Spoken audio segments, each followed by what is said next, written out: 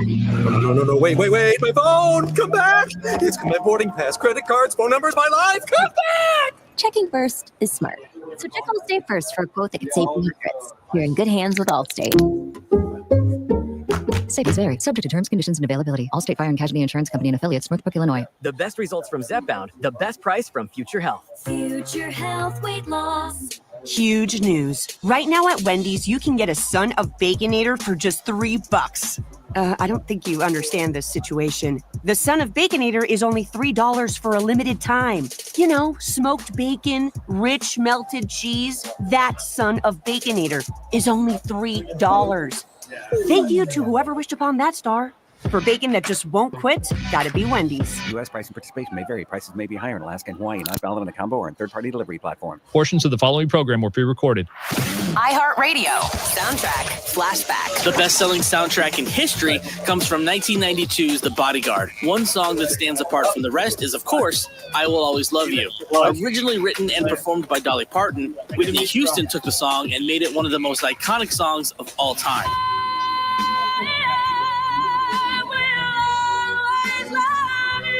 For more great movie soundtrack hits, check out Popcorn Radio on the iHeartRadio app. Yeah! Here we go!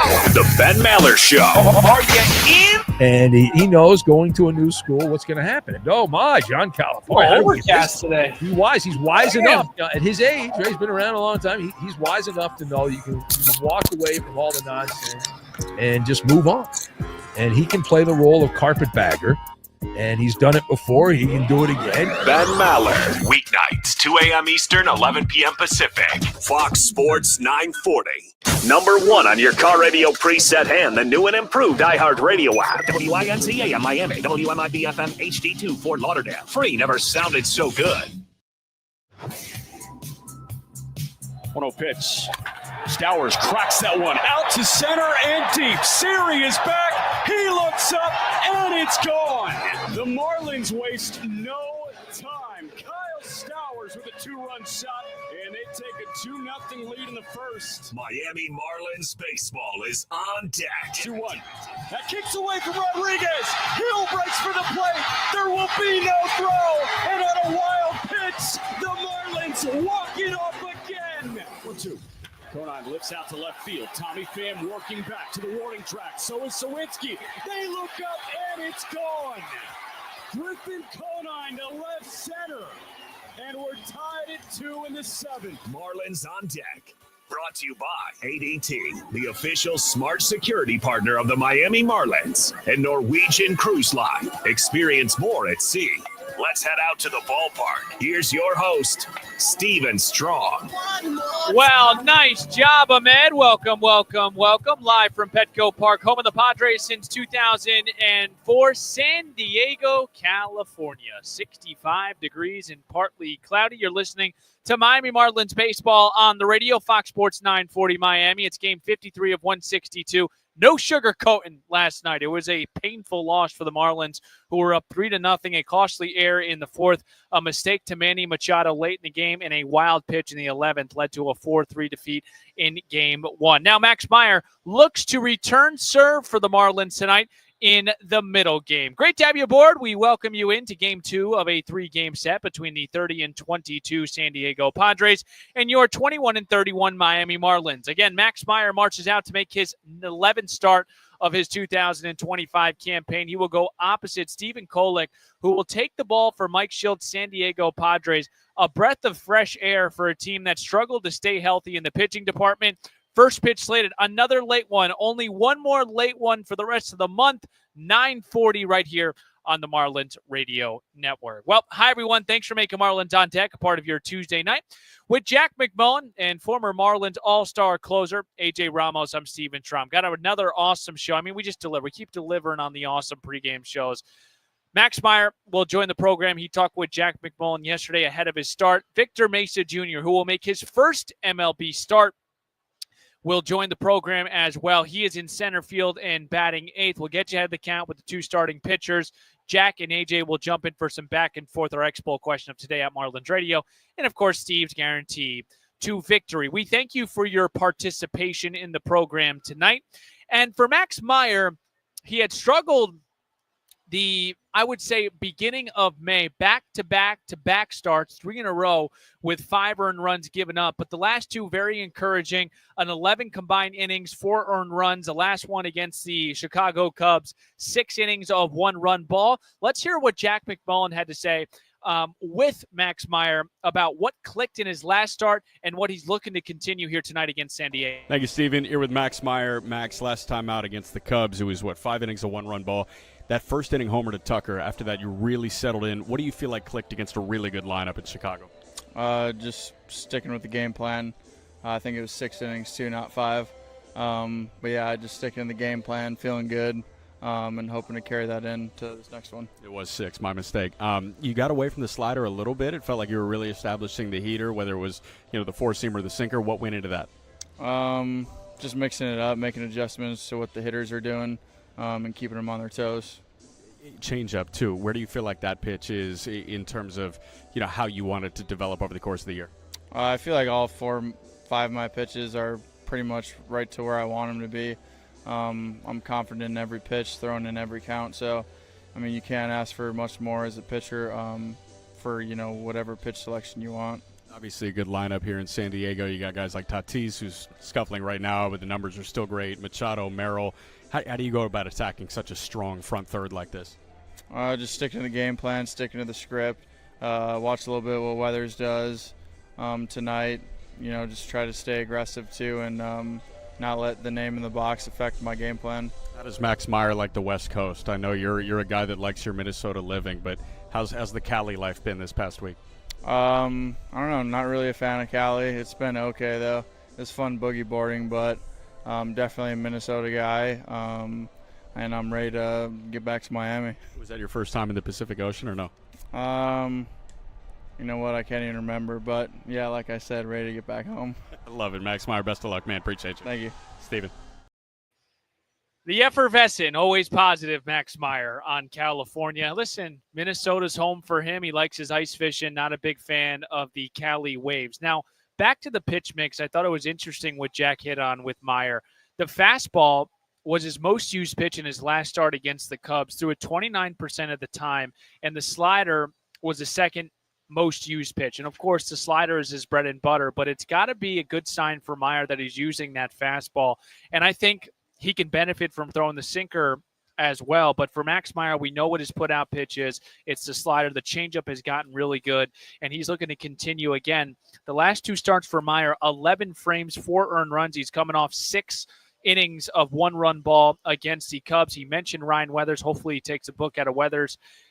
5 2/3 yesterday, 0 earned runs. He had 2 runs to his line because of the Connor Norby error in the 4th. But all in all, Ryan Weathers did enough to put the Marlins in a position to win a ball game. Max Meyer hoping to do the same thing here tonight. We will break here. Victor Mesa Jr., he is on deck. He's making his first MLB start. He debuted technically yesterday, came in as a defensive replacement, but he is next as Marlins on deck continues. 9:40 first pitch. Padres Marlins on the Marlins Radio Network. When he's on, that cutter is usually on the edge of the plate away to a righty or towards the middle.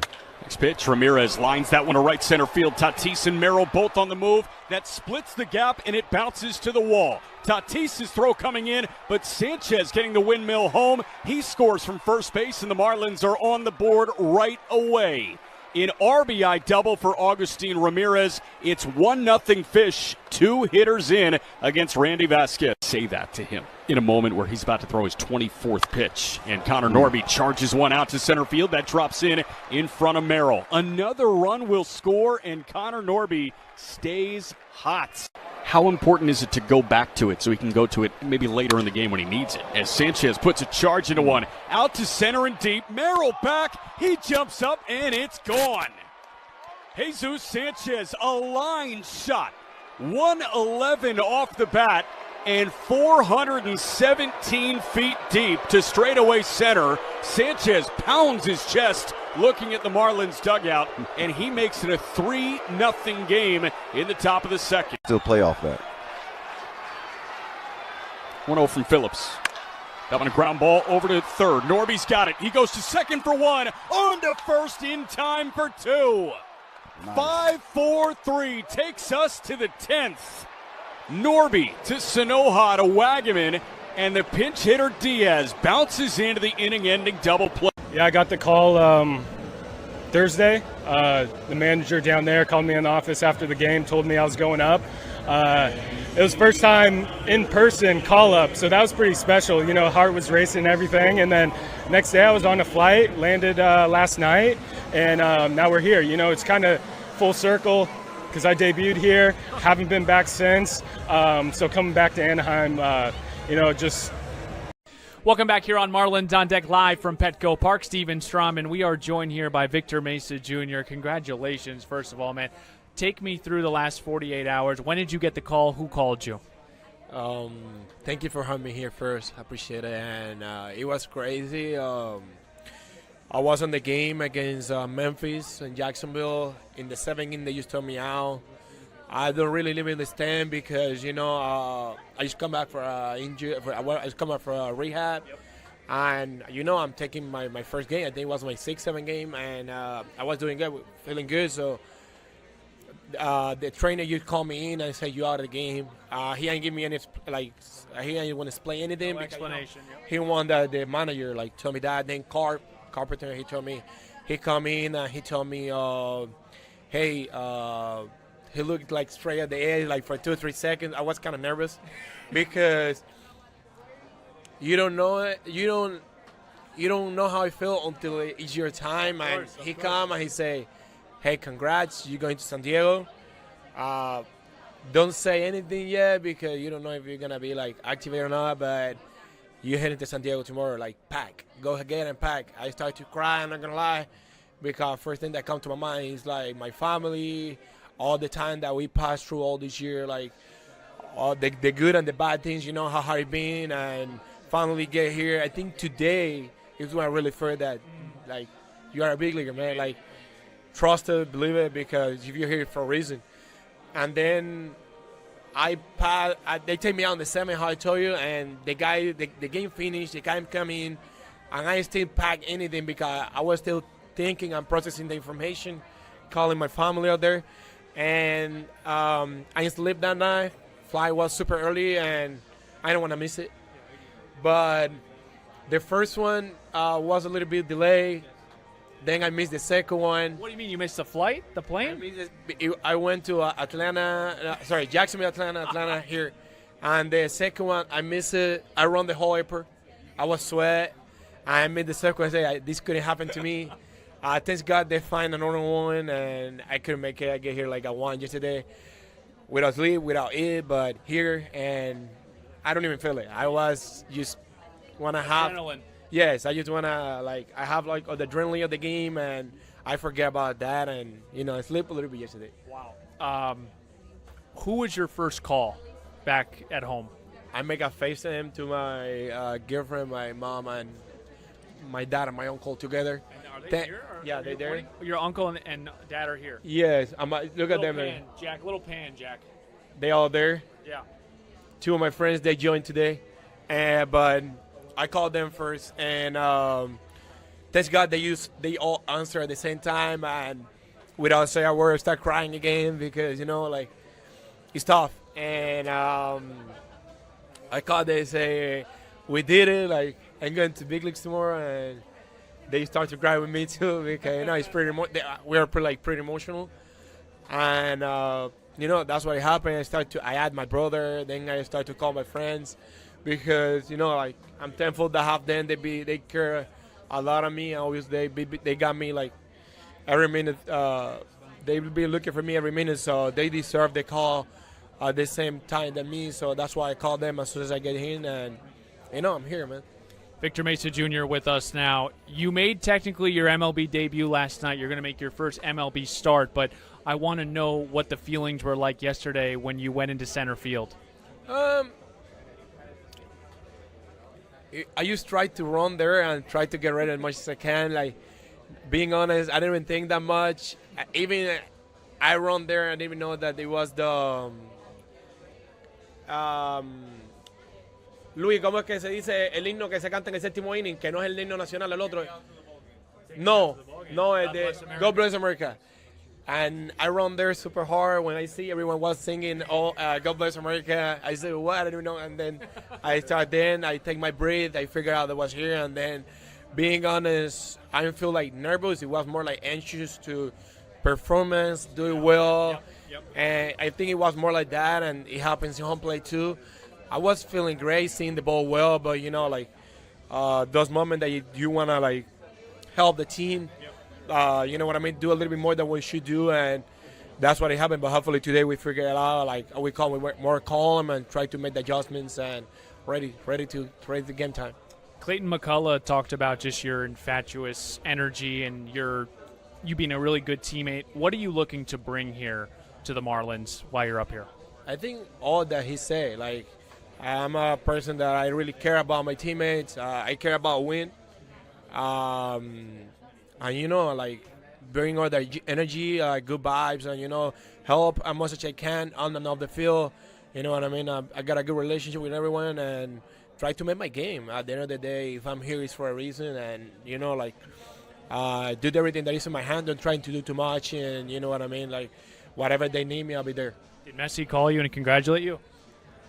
I hope so. No, but hopefully he comes to a game one day. Now that I'm here, that would be everything for me. Everyone knows he's my idol, so, Let me see the phone. Where's your phone? You got your phone on you with the background? The background of your phone, he's getting a call. But his background of his phone is still Lionel Messi holding up Victor Mesa Jr.'s jersey. I think he got 2 more months until my baby born. Yeah. Because my gift already got 32 weeks.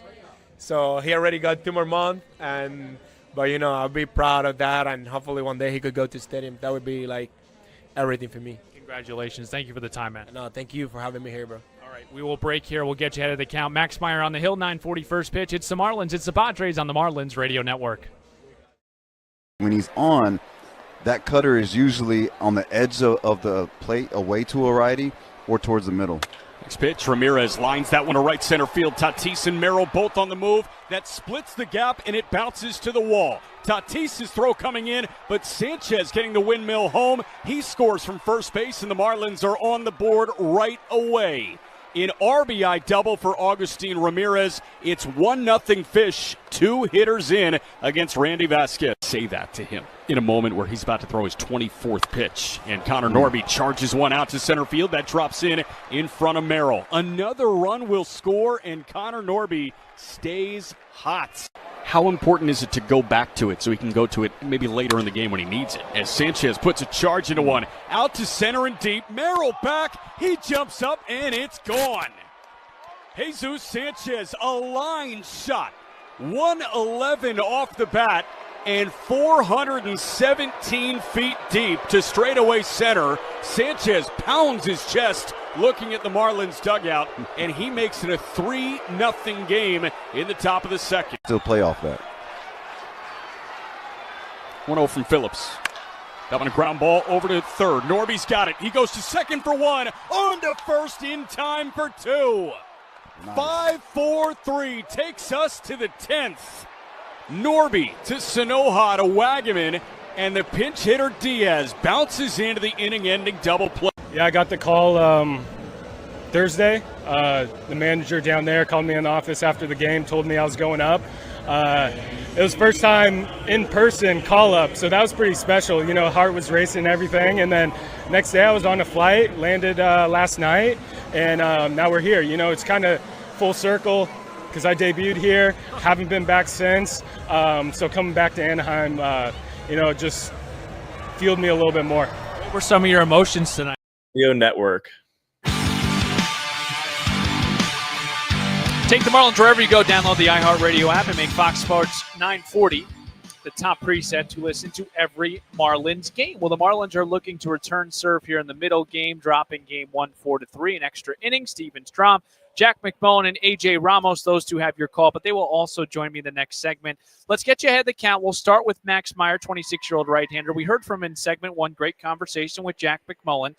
From Woodbury, Minnesota, he will march out to make his 11th start of the season. He's 3-4 with a 4.15 ERA, 56 and a third innings pitched, 63 punch-outs to 17 walks this season. In his last start on Wednesday, did not factor, allowed 1 run on 5 hits and a walk over 6 innings in a 2-1 loss to the Cubs. The only run surrendered was a Kyle Tucker solo shot. It was his 5th quality start of the season, and I was talking about this over in the break. It's kind of been boom or bust for Meyer. 5 of his 10 starts are quality, but 3 starts, he surrendered 5 runs. 6 of his 10 starts, he's completed into the 6th inning.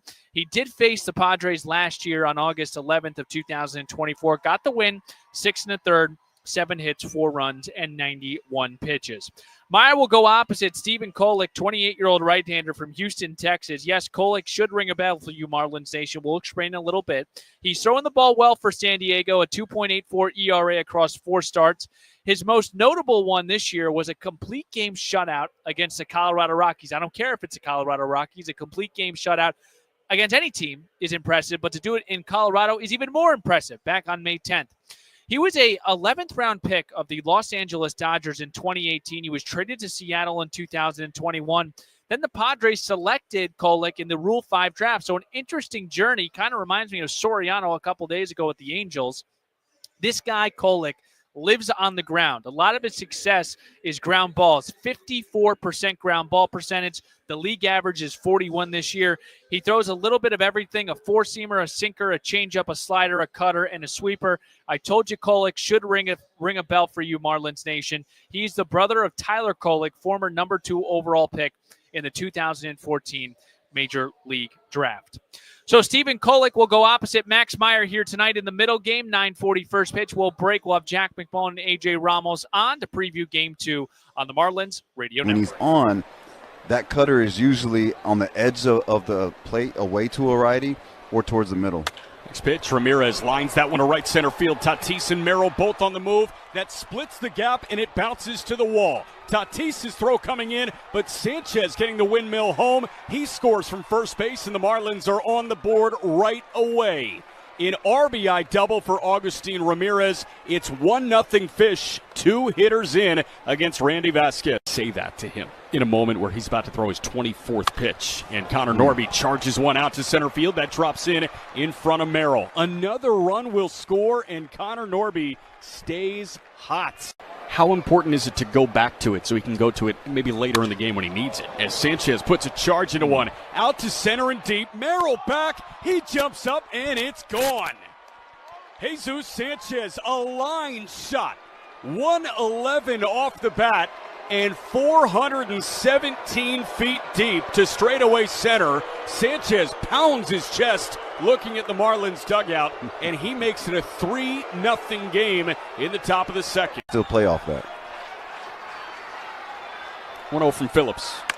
That one a ground ball over to third. Norby's got it. He goes to second for 1. On to first in time for 2. Nice. 5-4-3 takes us to the 10th. Norby to Sanoja to Wagaman, and the pinch hitter Diaz bounces into the inning-ending double play. Yeah, I got the call Thursday. The manager down there called me in the office after the game, told me I was going up.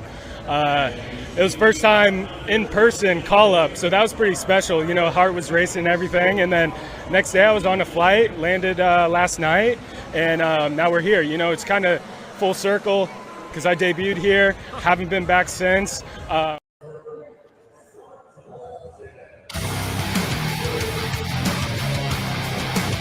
it's the last late night of Marlins baseball for the week. We're back here on the West Coast at the end of the month, and I got to be honest with you, I'm ready to go home. But I'm also ready for a win. Max Meyer will go opposite Stephen Kolek here tonight. Marlins on deck, thank you for your participation. Steven Strom, Jack McMullen, A.J. Ramos with you. And, guys, I guess I want to open for him here. I want to open it up because last night kind of stunk. How did you guys digest last night? We'll start here with Jack, and then A.J. take over. I thought there was a lot of good from the Marlins last night, and I know that doesn't sound fun to hear. Like, it's not fun to hear after you lose in 11 innings, but there was a lot of good there. I thought Ryan Weathers showed that he was really tough yesterday, and fighting through that. Obviously, the walk he wants back leading to that 2-run double from Jose Iglesias after the error. that's the inning that he would like to reconstruct and just kind of go. But obviously Connor Norby wants that throwing air back, and he would want to kind of keep his feet moving towards first base, and then you're out of the inning, and that doesn't happen.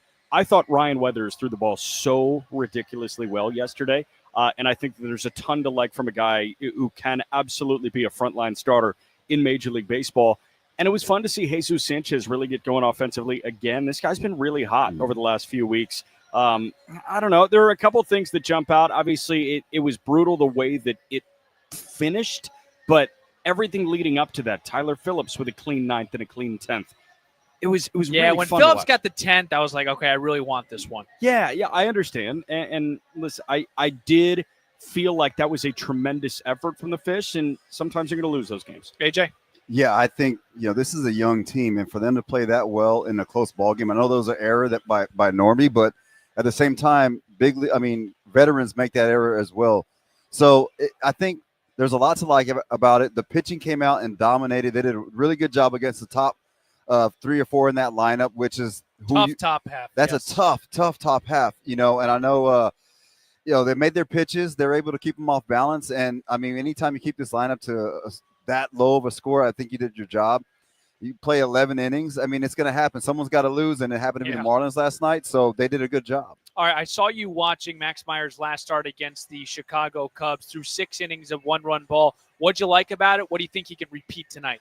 I think he can repeat that slider. If he's able to get that low and away to a righty, I think that's huge for him. And also being able to land that slider and change up for a strike early in the count is going to play, because then they have to honor that, and they're going to chase that slider or changeup, which are his 2 put-away pitches. They'll chase that late in the count for strikeouts. The other thing that I would like to see about him in those outings I saw is his fastball was out of the middle of the zone. His four-seam fastball. His four-seam fastball was either up or in one of the corners. And if you're able to do that, I think you're going to keep the guys just enough off balance to be able to swing and miss at your slider and changeup. What are you most looking forward to seeing with Victor Mesa Jr. tonight, Jack? He is starting in center field, first MLB start and hitting 8th. His smile. He's got a really awesome personality, and he does actually have a really good smile. But I'm excited to see what this guy can do defensively. I think he's really talented defensively, and this is a guy that, kind of profiles as a 4th outfielder. And you think, oh, he's a 4th outfielder. That doesn't mean he's good enough to be a starter. False. What I mean by that is he can handle left, he can handle right, and he can handle center field. And he's going to handle center field tonight. I think he's a pretty darn good center fielder defensively. And I also think this guy can really swing. We saw him hit north of 10 homers last year in fewer than 100 games with Jacksonville. So if he really gets his pitch, he can put a charge into one, and he can play a good center field. Excited to see what he can do over 9 innings. So, AJ, you've been in the clubhouse, obviously, as a player for many years. What should Victor Mesa Jr.'s effect look like and be like, not only on the field, but also in the clubhouse? So in the clubhouse, you want to be seen, not heard, right? You just want to make sure. I love That's the rule for broadcasters, too. I actually got that advice. It was be seen, not heard. Do not let any players hear you talk in the clubhouse. Exactly. So you want to have a learning mindset. You want to make sure that you're kind of watching the environment and not, again, you're being seen, not heard. Now, when you step on that field, that's where you do your talking. You let them know how your playing style, and you don't try to make, I know it's like you're the biggest day of your life, especially when it's your first debut at starting. Yep. But you want to make sure that you understand that all the work that got you here, allow that to take over. Don't try to do too much. Just go out there, let the game come to you. It's still the same game, just at a bigger stage. So let your work do the talking, let your bat do the talking, let your defense do the talking, and it'll all play out. Victor Mesa Jr. again starting for the first time in his major league career, came on as a defensive replacement. He will play center and bat 8th. Last one for you, Jack. What do you make of Clayton McCullough's comments this afternoon talking about Liam Hicks? They got to keep his bat in the lineup, and it looks like he might be playing some first base. Did do it 48 times in the minors. Yeah, and played infield in college as well at Arkansas State. So this is a guy that has a level of comfort with the infield. It's interesting, and obviously we've been looking for left-handed first base help, right? Eric Wagman is going to play first base against left-handed pitching, but against righties, we've seen a lot of Matt Mervis. Obviously, Matt Mervis struggling mightily right now. So how do you get production from the left-handed batter's box at first base, which is a power premium position? Well, a guy that's swinging it as well as pretty much anybody in this Marlins lineup right now, and sometimes he's not in the lineup. And we're asking, how can we get Liam Hicks in the lineup? And it's better to use him over 3-4 plate appearances in a given night as opposed to a pinch hitter in the 7th inning, and then you only get one go of Liam Hicks. So excited to see what that looks like. And obviously, it's going to be a work in progress at the major league level. I wonder how quick the ramp up to a first base start in the major leagues is going to be. Liam Hicks is batting .273, 4 home runs, 21 RBIs. He will DH, like Jack said, and bat 5th. Good job, guys. We'll hear Jack and AJ in about 13 minutes. Let's break on the other side. Expo question, Steve's guarantee. And then we'll play some baseball. Max Meyer, Stephen Kolek on the Marlins Radio Network. Step up to the plate. I think they're sick. I like the colors. Like I just said, the teals, I think that's Miami baseball. That's Marlins baseball. The pink's a nice little touch.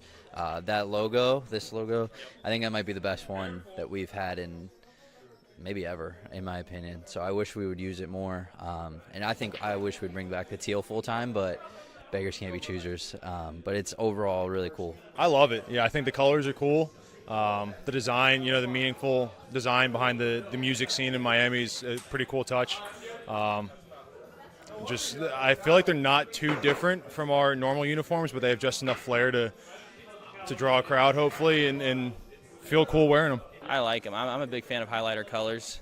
I love the bright blue and the bright pink. That's what I got for you. You guys are the first team in Major League history to have an area code donned on your cap. What do you think about that? It's a unique touch, I think. Everyone knows Miami is the 305, Pitbull, the music industry, which is what the jerseys are pretty much themed from, and the history behind the Marlins organization, the 2 World Championships. It's cool, and there's so many different things to do in Miami. There's so many different people. It's a community that brings everybody together, and I think that's what the jersey is really about. I love it. I think that's kind of synonymous with what people think of when they hear Miami. Pitbull really did a good job. We said the same thing. Yeah. I think everyone knows what the 305 is. So I think it's a cool hat. If you had to take any fashion advice from your teammates, who would be the guy you take some fashion advice from? Yeah, probably Connor Norby. Yeah, I'd say more of like the reverse of what he does. Don't do that. Thanks for the time. Visit marlins.com/Babcock. Well, here we go. We're off and running on a Tuesday night, live from Petco Park here in San Diego. Max Meyer toes the rubber from Miami. He'll make his 11th start of the season. Last 2 for Max Meyer, 11 combined frames, 4 earned runs. He will go opposite Stephen Kolek, 28-year-old right-hander from Houston, Texas. He will start for Mike Schiltz, San Diego Padres. Let's get to our X-Poll question of today at Marlins Radio. Victor Mesa Jr. wears the number 10, okay? If you pay attention on X, there's this, I don't want to say viral, but Marlins viral photo of an individual holding up Victor Mesa Jr.'s jersey, one of the greatest soccer players of all time. Giveaway. He wears number 10 for that guy. He also wears number 10 for someone else. Who is that someone else? We will reveal that at some point during the game because I do have a hit on Victor Mesa on why he wears number 10, plus just his journey on how he met this soccer player, quote unquote. Make sure to vote at Marlins Radio. Ahmed, it's time for Steve's guarantee. Batter up. Batter up. Let's play some ball. First pitch is moments away. Time now for Steve's guarantees. Sometimes I surprise myself sometimes when I really do some research on some of these things. Kyle Stowers is facing Stephen Kolek, who has a ground ball percentage at 54%. We talked about league average. It's at 41%. So this guy keeps the ball on the ground. Who do we need? We need someone in the lineup that can lift the ball. Kyle Stowers, hello. 24% of the time, he pulls it in the air. That's a good percentage, obviously, because the league average is 16. Kyle Stowers has done it the entire season. I like him to have 2+ hits here tonight and be the catalyst offensively for the Miami Marlins. Folks, I hope you got the itch for first pitch because when we come back, Jack McMullen paints a picture. AJ Ramos, he's ready to rock. Starting lineups in first pitch is right around the corner. Thanks for tuning in to the Marlins On Deck pregame show. I'm Steven Strom. Let's flip the M together, Miami. Marlins baseball. It's next on the Marlins Radio Network. The DQ